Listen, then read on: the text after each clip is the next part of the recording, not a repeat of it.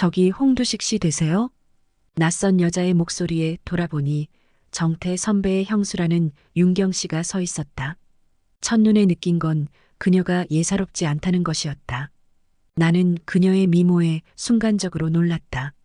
늘씬한 키에 165cm는 좋게 넘을 듯했고 균형 잡힌 체형은 아줌마로 보기에는 너무나도 젊어 보였기 때문이다.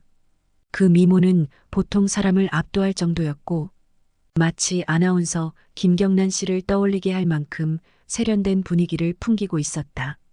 네, 안녕하세요. 정태 선배께서 형수님이 미인이시라는 말씀을 몇 번 하셨는데 듣던 대로 참 미인이십니다. 그녀는 나의 칭찬에 얼굴에 미소를 띠며 살짝 고개를 숙였다. 다 늙었는데 무슨 미인이에요. 총각한테 그런 소리를 다 들으니 부끄럽네요.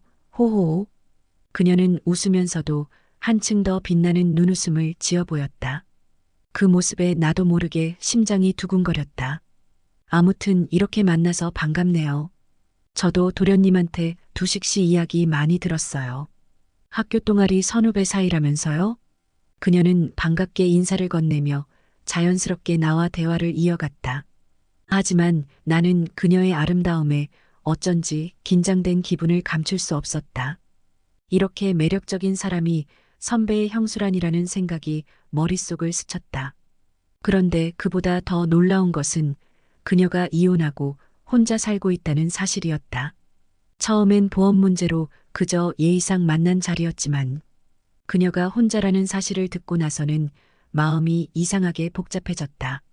나는 올해 30살이 되었고 지방대를 졸업한 후 바로 취업해 4년째 직장 생활을 하던 중 여러 사건에 휘말려 회사 내부 사정으로 퇴직하게 되었다.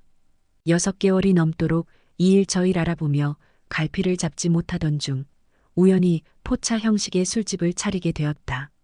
가게 준비를 하면서 하루하루가 너무 즐거웠다.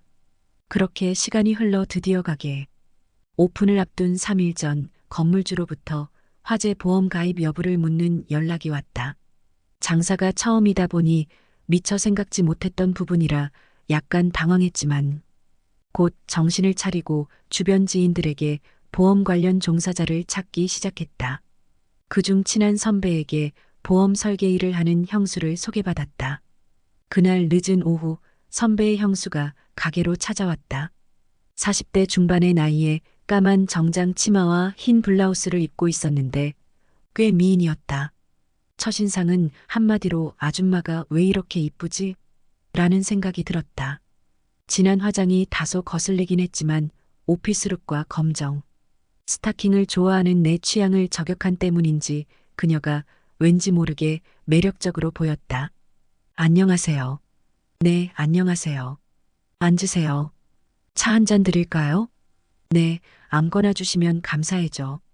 가게가 두식 씨 닮아서 그런가. 인테리어도 너무 예쁘고 깔끔하네요. 호호. 그녀가 살살 웃으며 내뱉는 말 한마디 한마디가 보통 내기가 아닌 것 같았다. 윤경 씨는 외모도 출중한데 옷도 세련되게 잘 입으시네요. 어머, 정말요? 호호, 제가 오늘 총각 사장님 만난다고 나름 신경 쓴 건데 두식 씨가 알아봐 주시니 기분이 좋네요. 호호. 미인이시라 남편분한테 사랑 많이 받으시겠어요? 네. 저 이혼하고 혼자 사는 돌싱인데요. 호호. 아이고, 제가 실례를 했네요. 죄송합니다. 실례는요. 요즘은 제가 먼저 이혼했다고 얘기를 하고 다녀서 괜찮아요. 그쵸, 요즘 이혼은 흠도 아니잖아요. 그럼 올해 나이가 어떻게 되시는데요? 42살이에요. 윤경 씨 그럼 저랑 친구네요. 띠 동갑 친구요. 이것도 인연인데 이왕 이렇게 된 거 서로 누나 동생 하면서 편하게 지내요. 나야 젊은 두식 씨랑 친하게 지낸다면 좋죠. 호호.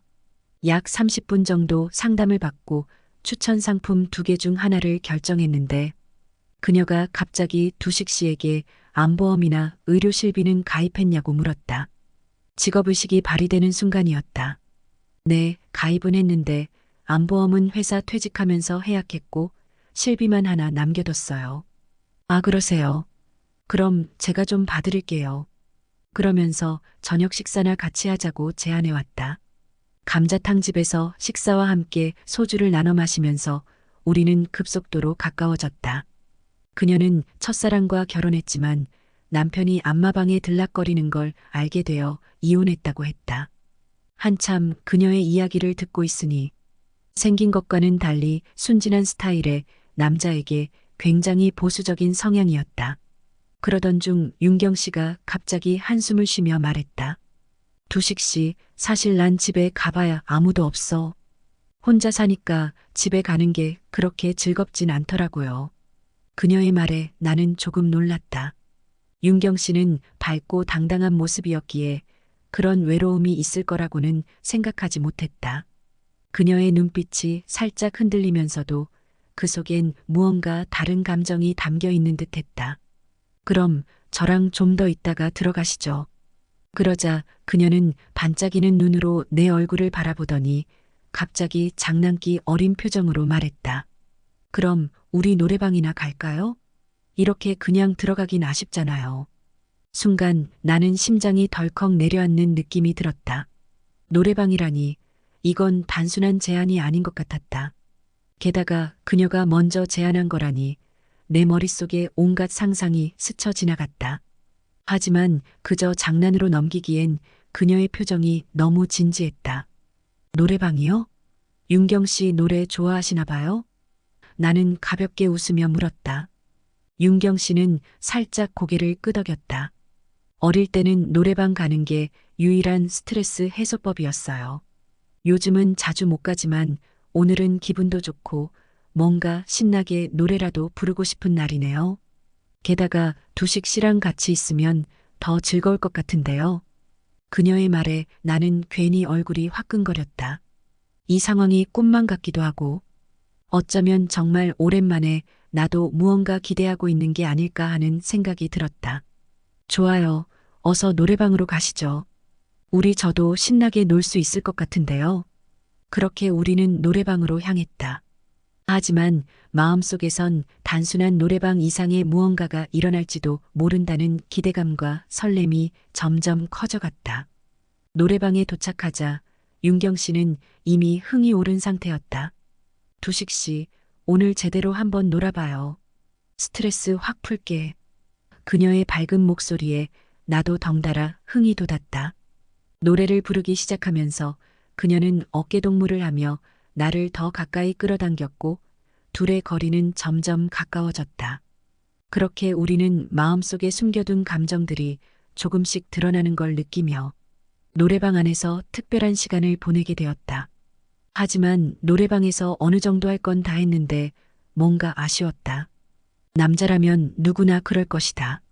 이번엔 내가 먼저 안달이 나서 3차로 어디 가서 캔맥주라도 한 잔 더 하자고 졸랐다. 그녀는 목소리가 많이 꼬였다. 더는 마시는 건 안 될 것 같다고 했다. 그래서 내가 이 시간에 어디 갈 데도 없고 술도 취했으니깐 누님 집에서 맥주 한 잔만 하죠? 했더니 뭐야? 혹시 혼자 사는 여자라고 너무 쉽게 생각하는 거 아니에요? 아니요, 절대 그런 거 아니에요. 방금 전까지 우리 누나 동생 하는 사이로 지내기로 했잖아요. 친해진 줄 알았는데 내 착각이었나? 그리고 내일 보험 계약해야죠? 내 예감은 맞았다. 그녀가 말은 조신하게 해도 젊은 사내의 유혹을 쉽게 뿌리치진 못했다. 그녀의 얼굴에도 점점 생기가 돌면서 기분이 좋아 보였다. 택시에서 내려 집까지 걸어가는데 휘청휘청하길래 옆에서 부축을 했다. 두식아, 너 혹시 내가 진짜 여자로 보이는 건 아니지? 왜요? 여자로 보면 안 되나요? 나이 차이는 있지만 음양의 오묘한 조화인 걸까? 어쩔 수 없이 우리는 서로에게 끌렸다. 보통 내기 아줌마가 아니었다. 두식 씨, 오늘 일, 우리 도련님한테는 비밀로 해줘요. 그녀가 이렇게 말하며 부탁해왔다. 둘 다 지쳐서 뻗어 얼마나 잠이 들었던가. 깨어보니 다음날 오후 일시 잠에서 깬 그녀가 갑자기 내 앞에서 엉엉 울기 시작했다.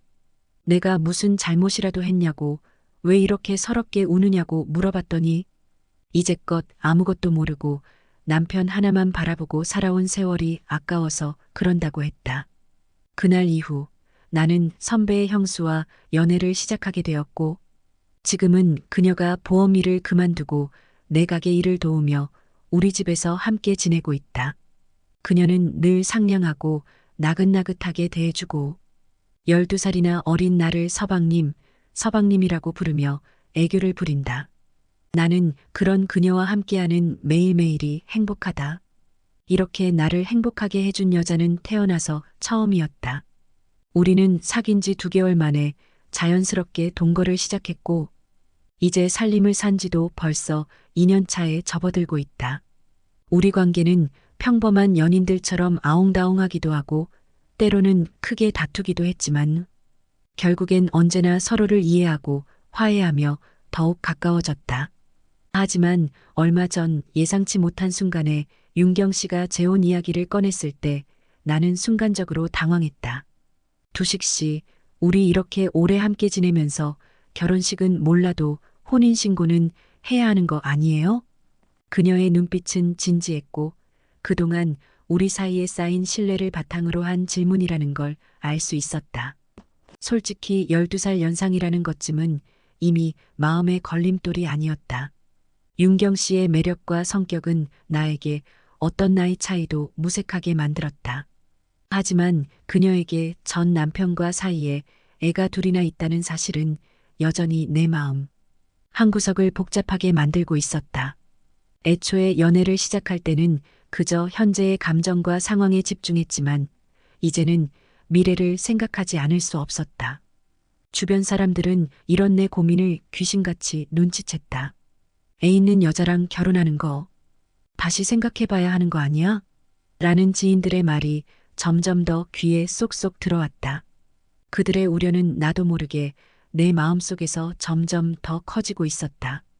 하지만 또 한편으로는 이런 이유로 윤경 씨를 놓치는 건 내가 바보 같은 선택을 하는 게 아닐까 하는 생각도 들었다. 윤경 씨는 내게 있어 정말 특별한 사람이다. 그녀와의 시간은 늘 즐거웠고 우리는 같은 취향을 공유하며 함께 있는 순간마다 행복을 느꼈다. 그녀는 무뚝뚝한 나에게도 언제나 다가와 애정 표현을 서슴지 않았고 그런 그녀의 따뜻함과 배려에 나도 조금씩 마음을 열게 되었다. 게다가 얼굴도 예쁘고 성격도 좋아서 나와의 궁합도 기가 막히게 맞았기 때문이다. 그러나 결혼이라는 것은 단순히 서로 사랑하는 것만으로는 해결되지 않는 문제들이 있다. 내 마음속에서는 한편으로 그녀와의 연애 관계를 유지하며 지금처럼 행복한 시간을 계속 이어나가는 게 더 좋지 않을까 하는 생각이 들었다. 현실적인 문제들, 특히 그녀의 2아이와 관련된 부분이 내가 쉽게 결정할 수 없는 무게로 다가왔다. 결혼은 내게 있어 단순한 서류 한 장 이상의 의미가 있었다.